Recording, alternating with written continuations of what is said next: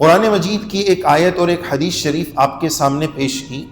جمعہ میں ہم نے اسی حدیث پاک کو پڑھا تھا، لیکن بات کا رخ روئے سخن دوسری طرف مڑ گیا۔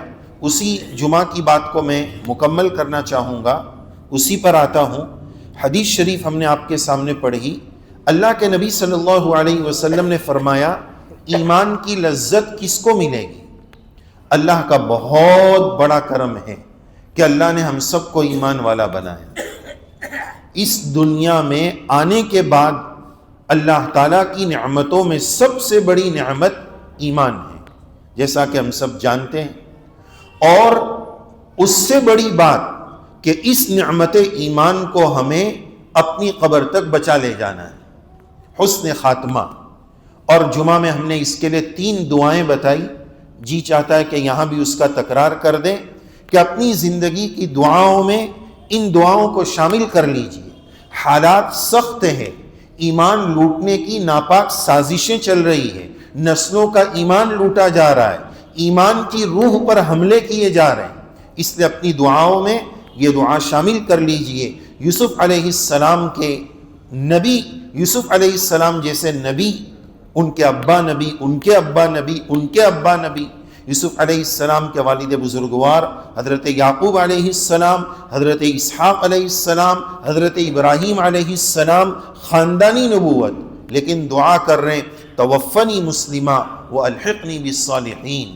پڑھیے میرے ساتھ، توفنی مسلمہ، توفنی مسلمہ والحقنی بالصالحین، والحقنی بالصالحین، کہ یا اللہ ہمیں ایمان والی موت عطا فرما۔ اس دنیا کا اللہ تعالیٰ کی طرف سے یہ سب سے بڑی نعمت ہے کہ حسن خاتمہ مل جائے۔ اللہ تعالیٰ جب تک حیات باقی رکھے، زندگی عطا فرمائے، شریعت سنت کے ساتھ جینا نصیب فرمائے، اور جب بھی وقت آخر آ جائے اللہ ہمیں حسن خاتمہ اور کلمہ نصیب فرما دے۔ یہ زندگی کی سب سے بنیادی ضرورت ہے۔ اگر یہ نہیں ملا، اللہ نہ کرے، تو سب کچھ لٹ گیا، سب کچھ برباد ہو گیا۔ اللہ ہم سب کو حسن خاتمہ عطا فرمائے۔ تو یہ مانگیے، توفنی مسلمہ والحقنی بالصالحین۔ اور یہ ایمان بچے گا اچھے لوگوں کے ساتھ، اہل اللہ کی صحبت کے ساتھ، صالحین کے ساتھ اپنے آپ کو جوڑے رکھیے۔ عطر کی دکان پر عطر ملے گا، کپڑے کی دکان پر کپڑا ملے گا، لکڑے کی دکان پر لکڑا ملے گا، اور جنت اور اللہ کا تعلق اللہ والوں کے پاس ملے گا، اہل اللہ کی صحبت میں ملے گا۔ اتقوا اللہ، تقوی کہاں ملے گا؟ کونوا مع الصادقین، سچوں اور اچھوں کے ساتھ جڑ جائیے۔ جیسی سنگت ویسی رنگت۔ حدیث شریف میں اللہ کے نبی صلی اللہ علیہ وسلم نے اچھے ساتھی اور برے ساتھی کی مثال سمجھائی کہ آپ عطر کی دکان پر جائیے تو 3 آپشن ہیں کہ یا تو عطر والا آپ کا دوست ہوگا تو شاید کچھ عطر گفٹ کر دے، یا تو آپ خرید لوگے، اور یہ نہیں تو کم سے کم اس کی دکان میں جو مختلف خوشبوئیں ہیں اس کی خوشبو سے تو آپ لطف اندوز ہو ہی جائیں گے۔ عطر کی خوشبو تو مل ہی جائے گی، ایک فائدہ تو ہو ہی جائے گا۔ اور زیادہ ہوشیار آدمی ہوگا تو بھائی ذرا وہ چکھاؤ، وہ دکھاؤ، جیسے مٹھائی کی دکان پہ بولتے ہیں نا تھوڑا چکھاؤ، تو چک کے ہی کچھ لوگ پیٹ بھر کے آ جاتے ہیں۔ تو یہ 5-6 چکر بولتا ہے اچھا ٹھیک ہے میں تھوڑی دیر بعد آتا ہوں، حالانکہ آنا نہیں ہے، تو چک کے چلے گئے۔ تو کم سے کم درجے میں عطر کی خوشبو تو مل ہی جائے۔ تو اچھے دوست کی مثال یہ ہے کہ کچھ نہ کچھ تو آپ کو مل ہی جائے گا۔ اور برے دوست کی مثال اللہ کے نبی علیہ السلام نے بھٹی والی بتائی کہ بھٹی میں جاؤ، لوہے کی بھٹی میں یا تو کپڑا جلا دے گی، آگ لگا دے گی، اللہ حفاظت فرمائے، یا کم سے کم اس کا دھواں پریشان کر دے گا، اس کے دھوئیں سے پریشانی ہو جائے گی۔ تو یہی حال برے دوست کی ہے۔ اس لیے اپنی اولادوں کی سنگت ضرور چیک کریں کہ ہمارے بچوں کا فرینڈ سرکل کیسا ہے۔ اس کا چیک کرنا، اس کی نگرانی کرنا ماں باپ کی بہت بڑی ذمہ داری اور بہت بڑی ضرورت۔ خیر، بات پھر جائے گی۔ بات یہ چل رہی تھی، ہم آپ کو 3 دعا بتا رہے ہیں، توفنی مسلمہ والحقنی بالصالحین۔ دوسری دعا پڑھیے اللہم انی اسألک ایمانا یباشر قلبی. اس کا مطلب یہ ہوتا ہے کہ یا اللہ ایسا ایمان دے دیجئے جو دل میں اتر جائے. جب دل میں اتر جائے گا تو کوئی طاقت دنیا کی اس کو نکال نہیں سکتی. انی اسألک ایمانا یباشر قلبی. اللہم انی اسألک ایمانا یباشر قلبی. اللہ کے گھر میں بیٹھ کر ہم مانگ رہے یا اللہ قبول فرما لیجیے. اللہم انی اسألک ایمانا یباشر قلبی. ایمان ایسا دے دیجئے میرے مولا جو دل میں اتر جائے. اور تیسری دعا پڑھیے گا اللہم انی اسألک ایمانا لا یرتد. اللہم انی اسألک ایمانا لا یرتد. کتنی چھوٹی دعا ہے. اس دعا کا مطلب یا اللہ ایمان مل تو چکا ہے, ہم آپ سے ایسا ایمان مانگتے ہیں کہ اس ایمان سے برگشتگی نہ ہو, اس سے کبھی پھرنا نہ ہو, اس سے کبھی الگ ہونا نہ ہو, اس کے بعد ارتداد نہ ہو. اللہ ہماری حفاظت فرمائے, ارتداد سے بچائے. تو نسلوں کے ایمان کا مسئلہ ہے. اس دور میں ان دعاؤں کا ضرور اہتمام کیجئے. اللہ سے حسن خاتمہ مانگنا ہے. ہمیں یہ نہیں سمجھنا ہے کہ ابھی تو میں جوان ہوں, ابھی تو بہت عمر باقی ہے. دنیا میں آنے کا نظام تو طے ہے کہ پہلے دادا آتے ہیں, پھر ابا آتے ہیں, پھر پوتا آتا ہے. جانے کا وقت متعین نہیں ہے. ہو سکتا ہے پوتا پہلے چلا جائے, دادا آخر میں جائے, یہ ہو سکتا ہے. اس لیے موت کا کوئی وقت متعین نہیں. سچی توبہ اور اللہ تعالیٰ سے مانگتے رہنے کا اہتمام. ہم عرض یہ کر رہے تھے کہ اللہ نے ایمان تو دیا. ایمان ہماری دنیا اور آخرت کی سب سے بنیادی, ہر انسان کی ایمان سب سے بنیادی ضرورت ہے جو اللہ نے اپنے فضل سے ہمیں عطا فرمائی. اب اس ایمان کی لذت اللہ کے نبی صلی اللہ علیہ وسلم نے کیا فرمایا؟ ذاق طعم الایمان. ایمان کا ذائقہ کس کو ملے گا؟ ایک ہے ایمان اور ایک ہے ایمان کا ذائقہ. دونوں میں فرق ہے, توجہ فرمائیے گا. جیسے کھانا کھاتے ہیں تو کھانا پینا انسان کی ضرورت ہے. اب روزانہ اگر کوئی انسان دال روٹی کھا لے پیٹ بھر جائے گا, ضرورت پوری ہو جائے گی. لیکن اللہ تعالیٰ نے انسان کی زبان میں ایک ذائقہ رکھا ہے. اس ذائقے کی بنیاد پر انسانی طبیعت یہ چاہتی ہے کہ مجھے تھوڑی سی ویرائٹیز ملے, الگ الگ ڈشز ملے, الگ الگ انداز کی. جیسے بولتے ہیں 65, 95, 85 اور بھی بنا لو. چکن ہوتا ہے نا, چکن 65, سوچ رہے کون سا 65, چکن 65. تو انسان چاہتا ہے الگ الگ کھاؤں, کبھی مرغا کھا لوں, کبھی بکرا کھا لوں وغیرہ. تو کھانے کی ضرورت الگ چیز ہے, کھانے کا ذائقہ الگ چیز ہے. دونوں الگ الگ چیز ہے. ایمان الگ چیز ہے, ایمان کا ذائقہ الگ چیز ہے. اللہ کا فضل ہے, کرم ہے کہ ہم مومن ہیں. لیکن اس ایمان کا ذائقہ کیسے ملے گا؟ دال روٹی سے 65 اور اعلیٰ درجے کا مزہ کیسے ملے گا؟ بجھا بجھا سا کیوں لگتا ہے؟ ایمان کا ذائقہ ہمیں کیوں نہیں ملا ہوا ہے؟ اللہ کے نبی صلی اللہ علیہ وسلم نے اس حدیث پاک میں ایمان کے ذائقہ کے لیے 3 باتیں ارشاد فرمائی کہ جس مومن کو یہ 3 باتیں نصیب ہوئی اس کو ایمان کا ذائقہ ملے گا. نمبر 1, من رضی باللہ ربا, جو اللہ تعالیٰ کے رب ہونے پر راضی ہو جائے. کیا فرمایا؟ جو اللہ تعالیٰ کے رب ہونے پر راضی ہو جائے. اب آپ بتائیے, کسی بھی مسلمان سے ہم پوچھیں کہ بھائی صاحب آپ اللہ تعالیٰ کے رب ہونے پر راضی ہے, تو کوئی مسلمان نہ بولے گا؟ نہیں, کوئی بھی نہ نہیں بولے گا. لیکن سمجھنا پڑے گا کہ اللہ تعالیٰ کے رب ہونے پر راضی ہونے کا مطلب کیا ہے. نہ کوئی نہیں بولے گا, لیکن اس کے جو تقاضے ہیں, اس کا جو مطلب ہے وہ سمجھنا ہوگا کہ رب ہونے پر, رب کے معنی ہوتے ہیں تربیت کرنے والا, پالنے والا. ابلاغ الشیء الی کمالہ شیئا فشیئا, کسی چیز کو رفتہ رفتہ دھیرے دھیرے آہستہ آہستہ درجے کمال تک پہنچانا، یہ ہے تربیت۔ تو رب کا مطلب اللہ تعالیٰ تربیت کرنے والے ہیں۔ اللہ تعالیٰ کیسے تربیت کرتے ہیں؟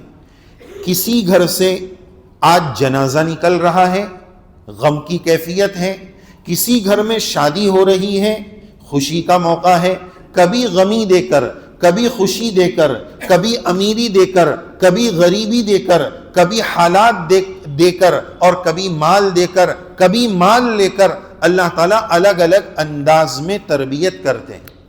میری زندگی میں مجھ پر جو بھی حالات آتے ہیں، خوشی کے ہو یا غمی کے ہو، اچھے ہو یا برے ہو، یہ خدائی نظام ہے، یہ خدائی تربیتی نظام ہے۔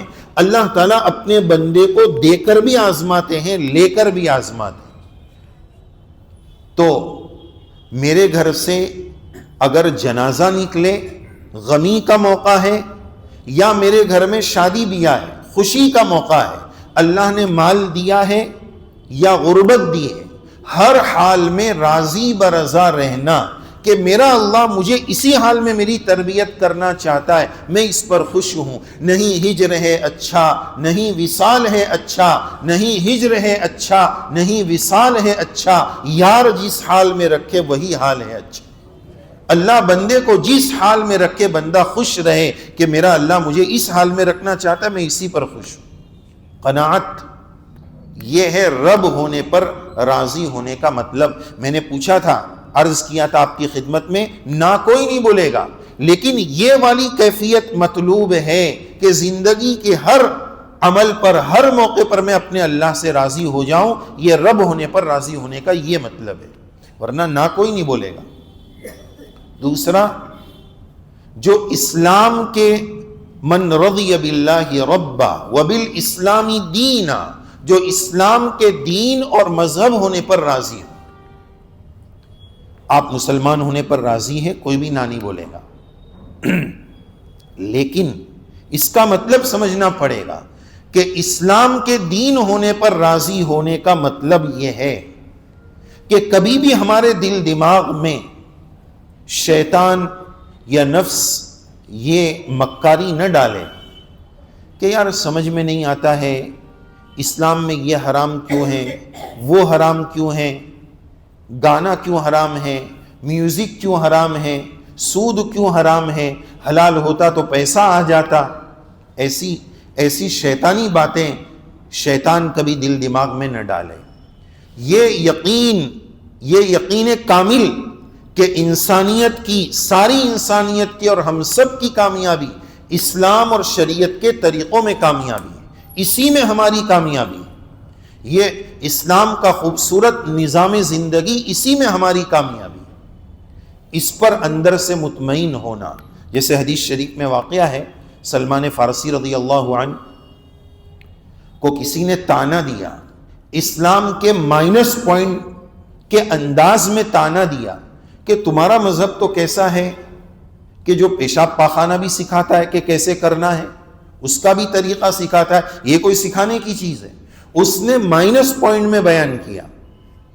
وہ صحابی سلمان فارسی رضی اللہ عنہ بڑی زبردست بات فرمائی کہ اسی کو انہوں نے پلس پوائنٹ بیان کیا کہ یہ تمہاری سمجھ کا ہیر پھیر ہے، تمہاری سمجھ کی کمزوری ہے، یہ مائنس پوائنٹ نہیں، یہ اسلام کا بہت بڑا پلس پوائنٹ ہے کہ یہ اپنے ماننے والوں کو کسی فیلڈ میں یتیم نہیں چھوڑتا ہے، ہر موقع کی گائیڈنس، ہدایات، رہنمائی، رہبری ہماری شریعت میں موجود ہے۔ یہ تو اسلام کا کمال ہے، ہر موقع کی ہدایات شریعت میں ہمارے لیے موجود ہے۔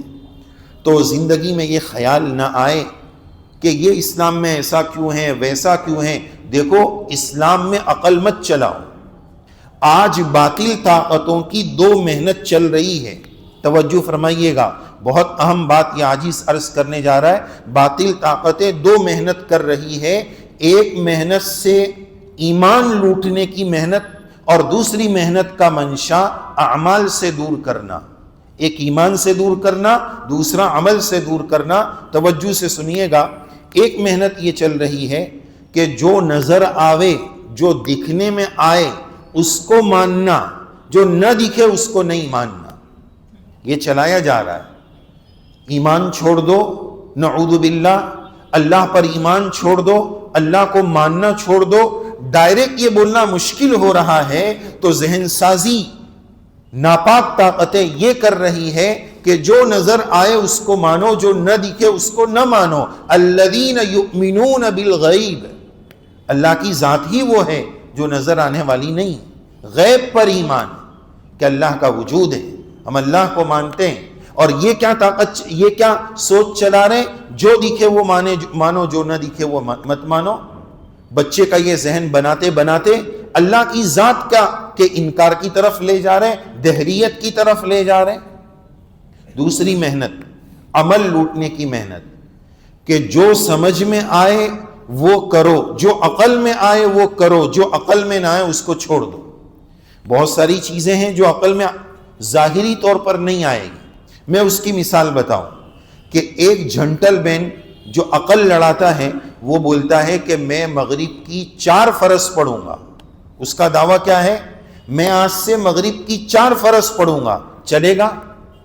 چلے گا؟ وہ دلیل کیا دے رہا ہے، وہ عقل کیا لڑا رہا ہے؟ سنیے، وہ عقل یہ لڑا رہا ہے کہ ظہر میں 4، عصر میں 4، عشاء میں 4، تو مغرب میں 3 کیوں؟ میچنگ کیوں نہیں ہے؟ میں تو 4 پڑھوں گا، چلے گا؟ عقل لڑا رہا ہے، عقل لڑا رہا ہے لیکن نہیں چلے گا۔ شریعت نے جو کہا، جس طرح کہا اس طرح کرنے کا نام دین ہے۔ میری منمانی نہیں چلے گی کہ میری سمجھ میں نہیں، تو ہوتا کون ہے کہ تیری سمجھ میں نہیں آ رہا؟ ہماری عقل اتنی سی ہے، شریعت لامحدود ہے، کیسے سمجھ میں آئے گا؟ اور جو بھی عقل اور وحی اللہ کے حکم کو لڑائے گا برباد ہو جائے گا۔ اس کی مثال، اس کو میں قرآن شریف سے ثابت کروں۔ قرآن شریف میں حضرت نوح علیہ السلام کا قصہ ہے۔ نوح علیہ السلام نے اپنے کافر بیٹے کو بہت سمجھایا کہ بیٹا دین کی طرف آ جا، بات مان لے، ورنہ اللہ کا عذاب آئے گا، سیلاب آئے گا، فلڈ آئے گا، تو ڈوب جائے گا۔ اللہ کا حکم سنایا تو وہ کہنے لگا، دلیل پیش کرنے لگا، سآوی الی جبل یعصمنی من الماء، میں تو وہ پہاڑ پہ چڑھ جاؤں گا، وہ بچا لے گا مجھے، وہ پہاڑ بچا لے گا۔ وحی سے عقل کو ٹکرا رہا ہے۔ اللہ کا حکم ہے کہ ایمان لے آؤ اور نہیں لاؤ گے تو عذاب آئے گا، وہ کہہ رہا ہے سآوی الی جبل، وحی کے ساتھ عقل کو لڑا رہا ہے۔ آخر میں اینڈ کیا ہوا، انجام کیا ہوا؟ قرآن مجید میں ہے فَكَانَ مِنَ الْمُغْرَقِينَ، وہ غرقاب ہو گیا، وہ ڈوب گیا۔ تو اسی طرح اس سے یہ نتیجہ نکلا کہ جو بھی وحی کے ساتھ، اللہ کے حکم کے ساتھ، شریعت کے ساتھ اپنی عقل لڑائے گا وہ بھی ڈوب جائے گا، وہ بھی برباد ہو جائے گا۔ تو اسلام کے دین اور مذہب ہونے پر راضی ہونا کہ میں اندر سے مطمئن ہوں کہ اسلام سے اچھا نظام زندگی اور زندگی گزارنے کے طریقے اور کہیں مل ہی نہیں سکتے، اس پر ہمیں فخر ہے۔ یہ اور بات ہے کہ میری سمجھ وہاں تک پہنچی نہیں، اس کے کمالات اور محاسن اور اس کی خوبیاں کیا ہے اس تک ہم پہنچے نہیں ہیں، اس کی وجہ سے ہمیں سمجھ نہیں آ رہا، اس کے کیا نقصانات ہیں وہ سمجھ میں نہیں آ رہا۔ تیسری بات، ایمان کی لذت اس کو ملے گی من رضی باللہ ربا وبالاسلام دینا وبمحمد نبی ورسولا صلی اللہ علیہ وسلم، جو اللہ کے نبی صلی اللہ علیہ وسلم کو نبی اور رسول مان لے، اس پر بھی کوئی نہ نہیں بولے گا، سب ہاں بولیں گے، لیکن مطلب کیا ہے؟ لقد کان لکم فی رسول اللہ اسوۃ حسنہ، نبی کے طریقے کو لینا۔ ابھی ہم نے عصر کے بعد جس مسجد میں بات کی، اس بات کا تھوڑا سا خلاصہ عرض کروں کہ ہمارے اوپر اللہ کے نبی صلی اللہ علیہ وسلم کے 4 حق ہیں۔ کتنے؟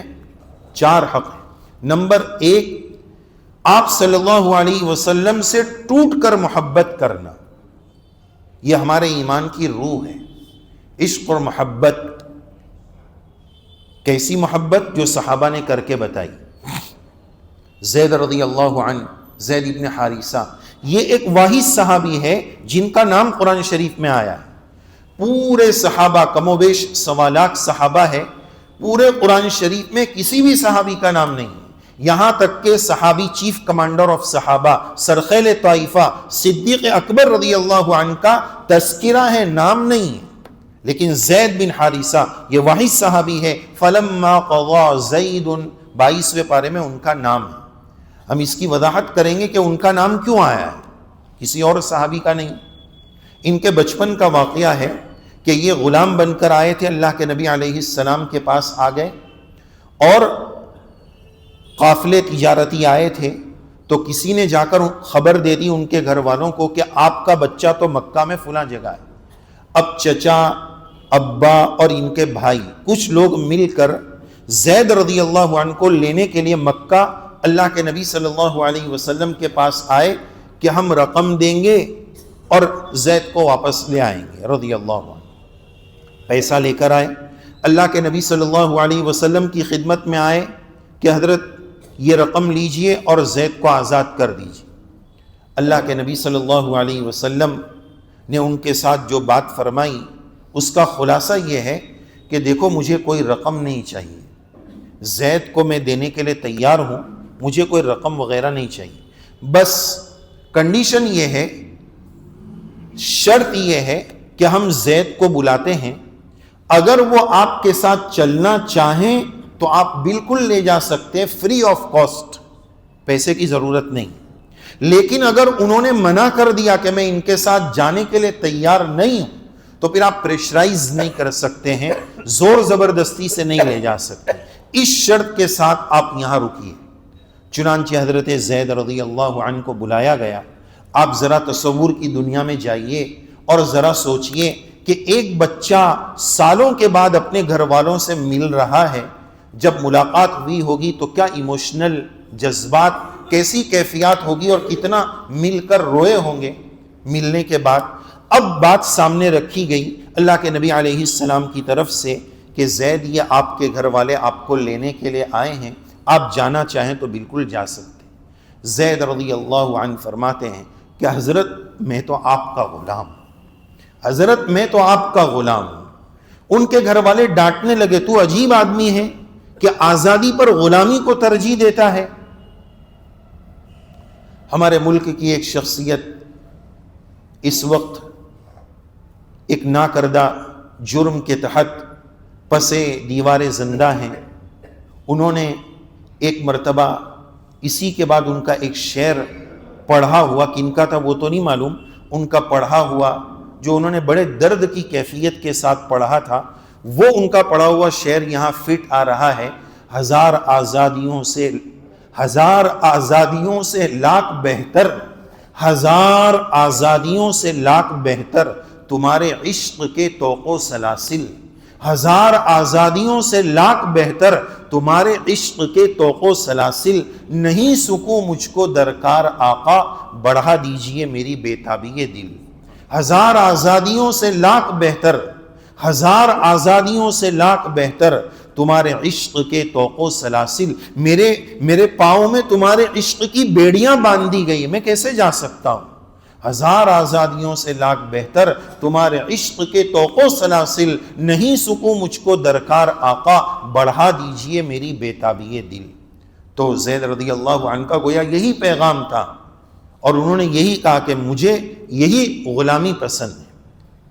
اللہ کے نبی علیہ السلام بہت خوش ہوئے، اور سیرت میں لکھا ہے کہ پھر آپ علیہ السلام اسی کے بعد زید رضی اللہ عنہ کو لے کر گئے بیت اللہ میں، اور وہاں سے اعلان فرمایا کہ آج سے زید میرے بیٹے ہیں، اور ان کا نام بن گیا زید ابن محمد صلی اللہ علیہ وسلم۔ پھر 21ویں پارے میں ایک آیت کا حصہ ہے، ادعوہم لآبائہم هو اقسط عند اللہ۔ آیت کے اس حصے میں اللہ تعالیٰ نے حکم دیا کہ جتنے منہ بولے بچے ہوتے ہیں نا، ان کے ساتھ ان کے اصلی ابا کا نام لگاؤ۔ اس آیت کے بعد اب ان کا نام چینج ہوا، ایک لمبی مدت تک ان کو زید ابن محمد کہا جاتا رہا صلی اللہ علیہ وسلم۔ اس آیت کے حصے کے نزول کے بعد اب نام چینج ہونے لگا زید ابن حارثہ۔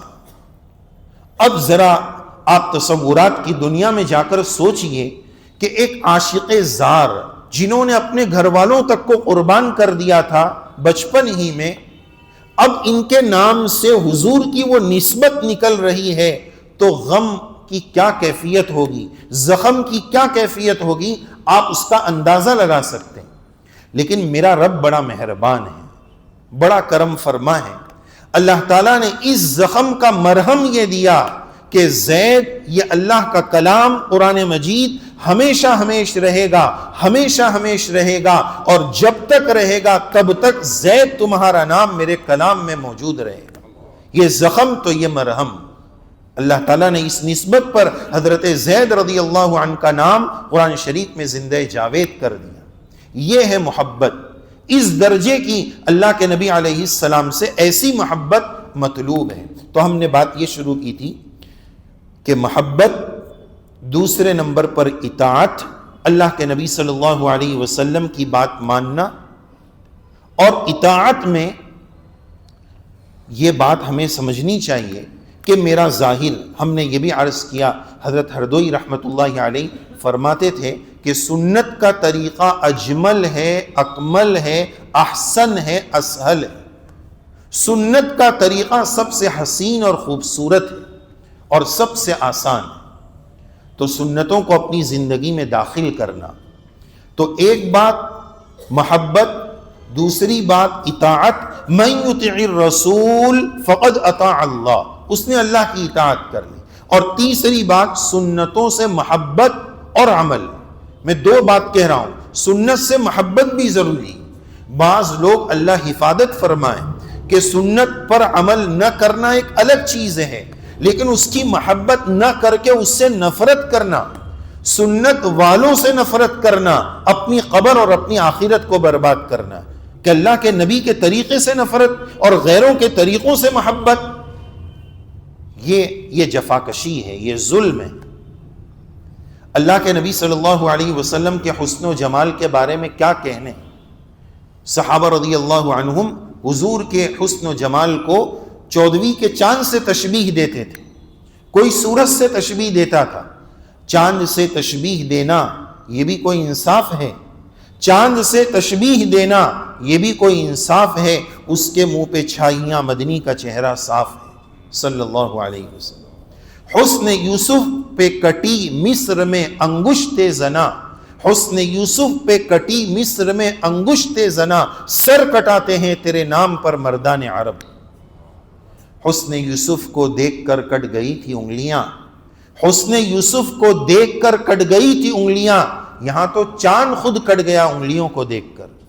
اللہ کے نبی علیہ السلام نے معجزہ ظاہر فرمایا کہ چاند کے 2 ٹکڑے فرمائے. اگرچہ شاعر اس شعر کے مصرے میں کہہ رہا ہے انگلی کا اشارہ، لیکن بات تحقیق سے ہونی چاہیے. تحقیق حدیث پاک کی روشنی میں یہی ہے کہ انگلی کا اشارہ ثابت نہیں. چاند کے ٹکڑے ہوئے ہیں، شق القمر کا معجزہ نصوص قطعیہ سے ثابت ہے، لیکن انگلی کا اشارہ قرآن و سنت سے ثابت نہیں. بہرحال تو چاند اور سورج حضور کے حسن و جمال. اور ادھر ربانی تعبیر دیکھیے، اللہ تعالیٰ پیارے آقا صلی اللہ علیہ وسلم کے حسن و جمال سے متعلق فرما رہے سراجم منیرا، روشن چراغ. کیا فرمایا؟ روشن چراغ. تو ایک طرف چاند اور سورج خوبصورتی کی مثال، اور ایک طرف روشن چراغ. یہ اللہ کی تعبیر ہے، یہ مثال اللہ نے ذکر فرمائی. اس مثال کا کمال سمجھیے، اس کی خوبی سمجھیے، انشاءاللہ ایمان تازہ ہوگا. پہلی بات کہ اللہ تعالیٰ نے روشن چراغ کیوں فرمایا؟ چاند سورج کے مقابلے میں ربانی تعبیر کیوں غالب ہے؟ اس لیے کہ آپ ایک چاند سے دوسرا چاند روشن نہیں کر سکتے، ایک سورج سے دوسرا سورج نہیں جلا سکتے، لیکن ایک چراغ سے دوسرا، دوسرے سے تیسرا، اور ہزاروں لاکھوں جتنے چاہے چراغ سے چراغ جلائے جا سکتے ہیں. آپ علیہ السلام کی ذات اقدس کا وہ انٹرنیشنل چراغ مصطفی، جس سے کم و بیش سوالات صحابہ کے چراغ جلے، صحابہ سے تابعین کے چراغ جلے، تابعین سے تبع تابعین کے چراغ جلے، اور انشاءاللہ قیامت کی صبح تک علماء حقہ اور دعات اسلام کی شکل میں چراغ جلتے ہی چلے جائیں گے. وَلَوْ كَرِهَ الْمُشْرِكُونَ، یہ کہ چراغ سے چراغ جل رہے ہیں. دوسری بات کہ چاند کی روشنی ایک وقت تک رہتی ہے پھر ختم ہو جاتی ہے، سورج کی روشنی ایک وقت تک رہے گی ختم ہو جائے گی، چراغ کی روشنی جب تک جلانے والے نے جلائی ہے وہ روشنی برقرار رہے گی، اس نے جلایا، اور یہ چراغ مصطفی اللہ عز و جل کی طرف سے ہے، اور اللہ تعالیٰ نے اس کے بارے میں فرما دیا کہ یریدون لیطفئوا نور اللہ بافواہہم، یہ بجھنے والا چراغ نہیں ہے، پھونکوں سے یہ چراغ بجھایا نہ جائے گا۔ اور تیسری بات توجہ فرمائیے، تیسرا جواب کہ جو چراغ ہوتا ہے یہ سراجم منیرہ میں ایک پیغام ہے، بات تھوڑی گاڑی ہے لیکن دھیان دیں گے تو انشاءاللہ آپ سمجھیں گے۔ جو چراغ ہوتا ہے نا اس کی روشنی سے فائدہ اٹھانے کا ایک اصول ہے۔ ہمارے سب کے موبائل میں آج کل وہ بیٹری ہوتی ہے، کیا کہتے ہیں اس کو، ٹارچ، ہاں فلش ٹارچ۔ تو یہ ٹارچ یا چراغ کا ایک اصول ہے، اگر دن کا وقت ہے لائٹیں بند ہیں، آپ جہاں پر بھی چلے جاؤ آپ کو سورج کی روشنی آتی رہے گی، رات ہے چاند نکلا ہوا ہے، راستے سے آپ گزر رہے ہیں چاند کی روشنی تھوڑی بہت مل جائے گی۔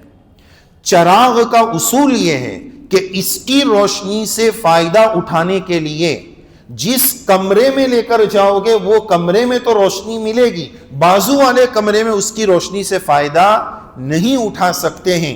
اشارہ ہے اس بات کی طرف کہ یہ چراغ مصطفی مسلمان زندگی کے جس شعبے میں لے کر چلے گا ساتھ لے کر چلنا ہے، ادھر رکھ دیں گے تو نہیں چلے گا، مسجد میں رکھ دیں گے مدرسے میں رکھ دیں گے تو نہیں چلے گا۔ مسلمان کو یہ چراغ مصطفی اپنے ساتھ لے کر اگر وہ چلے گا تو اس کی روشنی سے وہ فائدہ اٹھا پائے گا۔ اللہ تعالی ہمیں عمل کی توفیق عطا فرمائے۔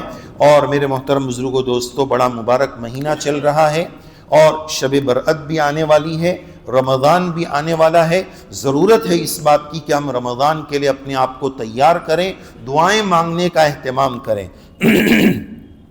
ہم نے جمعہ میں بھی عرض کیا کہ ہمارے اندر اللہ تعالیٰ سے مانگنے کا جذبہ ختم ہو گیا، لمبی دعا ہم نہیں کرتے، یوں کیا کچھ رسمی کاروائی کی اور ختم۔ الدعاء مخ العبادہ او کما قال رسول اللہ صلی اللہ علیہ وسلم، دعا تمام عبادتوں کا کریم ہے۔ نماز پڑھ رہے ہیں، تلاوت کر رہے ہیں، روزہ رکھ رہے ہیں، لیکن دعا نہیں مانگ رہے ہیں۔ دعا کا اہتمام، ادعونی استجب لکم، اللہ تعالیٰ فرماتے مجھ سے مانگو میں تمہاری دعا قبول کروں گا۔ وقت تھوڑا زیادہ ہو رہا ہے ورنہ میں آپ کو بتاتا کہ دعا کی قبولیت کی 5 شکلیں، دعا قبول ہونے کی 5 شکلیں، لیکن قبول ہونا اس بات پر موقوف ہے کہ کھانا پینا روزی حرام حلال ہو۔ اگر کھانا پینا حرام ہے، روزی حرام ہے، لباس حرام ہے، پھر دعا قبول نہیں ہو، پھر مانگتے رہ جاؤ۔ حلال کا اہتمام دعا کی قبولیت کی شرط ہے۔ جلدی عرض کر دوں کہ دعا کی قبولیت کی 5 شکلیں۔ یہ عرض اس لیے کرنا ہے کہ بہت سارے دعا مانگنے والے اس لیے مانگنا چھوڑ دیتے ہیں کہ کتنے سال سے مانگ رہا ہوں، چھپڑ تو پھٹ ہی نہیں رہا ہے۔ لیکن یہ بھی یاد رکھنا چاہیے کہ اللہ تعالیٰ کی ذات اللہ تعالیٰ ہے، اللہ تعالیٰ کی ذات کے ساتھ ایسے ڈیلنگ نہیں چلے گی جیسے اپنے بچے کے ساتھ کرتے، بیٹا پانی لا، اگر 2 منٹ میں نہیں لایا تو دماغ تھنک جاتا ہے، ارے تیرے کو بولا پانی نہیں لایا۔ اب بندے مومن اللہ تعالیٰ کے ساتھ، یا اللہ کب سے مانگ رہا ہوں آپ دے ہی نہیں رہے، وہاں تھوڑی چلے گا۔ وہ فعال لما یرید ہے، وہ حاکم ہے، وہ قادر مطلق ہے، اللہ تعالیٰ کے ساتھ ایسی ڈیلنگ نہیں چلے گی۔ تو دعا کی قبولیت کی الگ الگ شکلیں ہیں۔ ایک شکل تو یہ ہے کہ آپ جو مانگیں اللہ مناسب سمجھیں گے تو وہی دے دیں گے۔ دوسری شکل یہ ہے کہ وہی دیں گے لیکن ابھی نہیں دیں گے، جب وقت آئے گا تب دیں گے۔ تیسری شکل یہ کہ وہی نہیں دیں گے، اس سے اچھا دیں گے۔ تیسری شکل، یہ دونوں کی میں مثال سمجھاؤں کہ ایک 14 سال کا بچہ نوجوانوں کو بائک بھگاتے ہوئے دیکھ کر اس کی جوانی کا خون جوش مار رہا ہے اور ابا کو کہہ رہا میرے کو بھی بائک دلاؤ، میں بھی اڑاؤں گا۔ ابا کیپیبل ہے، دلا سکتا ہے، اپنی اولاد پر مہربان بھی ہے، لیکن ابا کیا بولتا ہے، ابھی نہیں، اس لیے کہ تو نے خود نے بولا اڑاؤں گا، اڑانا نہیں ہے، بائک چلانے والا ہے۔ اڑانے کا کام نہیں ہے اس کا، یہ چلانے کا ہے۔ جب وہ 18 کا ہوگا تو لائسنس بھی دے گا اور گاڑی بھی دلا دے گا، ابھی نہیں، وقت آنے پر دیں گے۔ تو اللہ تعالیٰ بھی دیکھتے ہیں کہ یہ مانگ رہا ہے، لیکن اگر ابھی دے دوں گا نا تو یہ اڑے گا، یہ مسجد میں آنا بھی چھوڑ دے گا، یہ جو مجھ سے مانگتا ہے، راز و نیاز کی باتیں کرتا ہے، یہ بھی چھوڑ دے گا، تو وقت آنے پر دوں گا۔ تیسری بات ہم نے بتائی، اس سے اچھا دیں گے اللہ۔ ابا کو بچہ بولتا ہے، ابا اب اسکول جانا مشکل ہوتا ہے، تھوڑا سائیکل دلا دو، تو ابا بولتے ہیں بیٹا تیرے باپ کے پاس جگر ہے اور اپنی اوقات نہیں ہے کہ اپن سائیکل چلائیں گے، سائیکل نہیں، بائک نہیں، ہم تو سیدھا 4 ویلر دلائیں گے تیرے کو۔ بچہ مانگ رہا ہے سائیکل، ابا دلا رہا ہے BMW۔ اب ہمارا حال یہ ہے کہ رو رہے ہیں، کب سے مانگ رہا ہوں، مل نہیں رہا ہے۔ ابے بھائی تو کب سے سائیکل مانگ رہا ہے اور وہ گاڑی تو دیکھ ہی نہیں رہا، گاڑی مل چکی ہے، وہ سائیکل میں ہی اٹکا ہوا ہے کہ ابا نے سائیکل نہیں دلائی، وہ وہیں اٹکا ہوا ہے، لیکن ابا نے جو گاڑی دے دی وہ دیکھ ہی نہیں رہا ہے۔ ہم ایک چیز اللہ سے مانگ رہے ہیں لیکن اللہ نے اس سے کئی گنا اچھی نعمتیں ہمیں دے دی ہے، وہ ہم نہیں دیکھ رہے۔ جو مانگیں گے وہ ملے گا، جو مانگیں گے وہ دیر سے ملے گا، جو مانگ رہے اس سے اچھا ملے گا۔ نمبر 4، دعا کی قبولیت کی چوتھی شکل اور چوتھی یہ ہے کہ جو بھی بندہ مانگتا ہے اللہ تعالیٰ اس کے نتیجے میں اس کی کوئی بڑی مصیبت ٹال دیتے ہیں۔ ہم میں سے بہت ساروں کے ساتھ ایسا ہوا ہوگا کہ ہم بائی روڈ سفر میں جا رہے ہیں، 4 ویلر پہ ہیں، 2 ویلر پر ہیں، سیکنڈ سے 1 سیکنڈ سے کم کا حصہ، ذرا سی چوک اللہ نے ہمیں بچا لیا کہ اگر یہ چوک ہو جاتی تو پتہ نہیں کہاں سے کیا ہو جاتا۔ ایسا زندگی میں کتنوں کے ساتھ کتنی بار ہو چکا ہے۔ یہ کیوں ہوا؟ یہ میری وہ مانگی ہوئی اس دعا کا اثر ہوتا ہے، اللہ مصیبت ٹال دیتے ہیں۔ اور 5ویں اور آخری بات، دعا کی قبولیت کی 5ویں شکل، حدیث شریف میں اس کی وضاحت ہے کہ کل قیامت کے دن بندہ حسرت کرے گا، افسوس کرے گا کہ ہائے کاش دنیا میں میری کوئی دعا قبول نہ ہوئی ہوتی تو وہ سب دعاؤں کا ذخیرہ اور اسٹاک آج میرے کام آ جاتا، میرے ذخیرے اعمال میں وہ جو ہے کام آ جاتا، وہ حسرت کرے گا۔ تو اللہ تعالیٰ اس کو وہاں کا اسٹاک بنا دیتے ہیں۔ اس لیے محترم بزرگوں، دعاؤں کا اہتمام کریں، اللہ سے باتیں کریں۔ دعا کیا ہے؟ اللہ سے باتیں ہیں۔ بہت سارے لوگ یہ جملہ، یہ عاجز اس لیے عرض کر رہا ہے کہ بہت سارے لوگ بولتے ہیں مولانا دعا مانگنے نہیں آتا ہے، کیا مانگیں؟ ارے بھائی، جو دوست یار کو بولتے نا یار وہاں گیا تھا، ایک دوست سے کاروبار کی بات کیا، یار وہ تو دھوکے باز نکلا، میں 5 سال سے کام کر رہا ہوں، یہ ہو گیا وہ ہو گیا، یہ جو دکھڑے سنا رہے ہو نا، یہی اللہ کو سنانا ہے، اسی کا نام ہے اللہ سے بات کرنا۔ دعا کیا ہے؟ اپنی اپلیکیشن اس کی جناب میں فارورڈ کرنا، یہی دعا ہے۔ تو اللہ سے باتیں کریں اور لمبی باتیں کریں۔ ہم کو شکوہ ہے ہمارا مدعا نہیں ملتا، ہم کو شکوہ ہے ہمارا مدعا نہیں ملتا، دینے والے کو گلا ہے گدا نہیں ملتا، کوئی فقیر ہی نہیں ملتا ہے۔ ہم کو شکوہ ہے ہمارا مدعا نہیں ملتا، دینے والے کو گلا ہے گدا نہیں ملتا۔ غفلت شعاری دیکھ کر بندے کی کہتا ہے کریم، دینے والا دے کسے دستے دعا نہیں ملتا۔ ہم تو دینا چاہتے، مانگنے والا ہاتھی نہیں، ہم تو مائل بکرم ہیں، کوئی سائل ہی نہیں، راہ دکھلائیں کسے، کوئی راہ روے منزل ہی نہیں۔ اللہ مجھے بھی مانگنے والا بنائے، اللہ تعالی ہم سب کو توفیق عمل سے نوازے، آمین یا رب العالمین۔ وآخر دعوانا ان الحمدللہ رب العالمین۔ 1 منٹ درود شریف پڑھیں گے۔ یہ عاجز پیارے آقا صلی اللہ علیہ وسلم کے الف سے یا تک القاب سنائے گا، ہماری ٹرین بھی ہے، جلدی جلدی آپ پڑھ لیجئے اور عقیدت اور محبت کے ساتھ پڑھیے اور ہمارے لیے اپنی دعاؤں میں بھی یاد رکھیے گا۔ الف نے کہا احمد آ گئے، امی آ گئے، اولا آ گئے صلی اللہ علیہ وسلم۔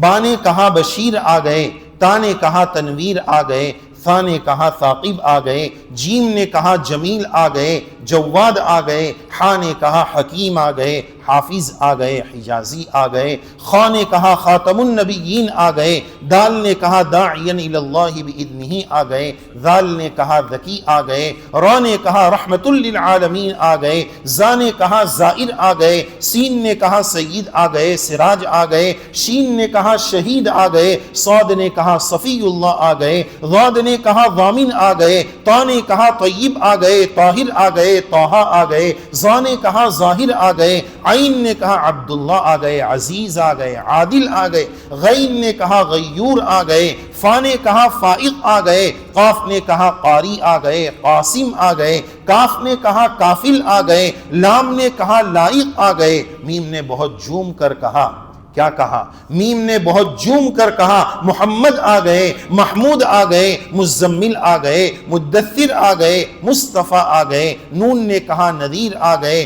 واو نے کہا وکیل آ گئے، ہاں نے کہا ہاشمی آ گئے، حمزہ نے کہا آخری آ گئے، رہ گئی تھی یا، بولی یاسین آ گئے، یتیم آ گئے۔ صلی اللہ علیہ وسلم کلما ذکرہ الذاکرون وکلما غفل عن ذکرہ الغافلون وآخر دعوانا ان الحمد للہ رب العالمین۔ بسم اللہ الرحمن الرحیم۔ سبحان ربی العلی العلی الوہاب لا نحصی ثناء علیک انت کما اثنیت علی نفسک اللہم بارک لنا فی شعبان وبلغنا رمضان لا الہ الا انت سبحانک انی کنت من الظالمین۔ مولا ہمارے گناہوں کو معاف فرما، قصوروں کو درگزر فرما، ہم سب کے حال پر رحم فرما، امت انسانیت اور ہمارے ملک کے حالات پر رحم فرما، امن چین سکون اور عافیت نصیب فرما، نفرتوں کے ماحول کو ختم فرما، ہمارے اور ہمارے نسلوں کے ایمان کی حفاظت فرما۔ یا اللہ ہمارے ان بھائیوں نے بہت محبت کے ساتھ ایک اجنبی گنہگار مسافر کی بات سنی، یا اللہ ان کے سننے کو ہمارے کہنے کو قبول فرما۔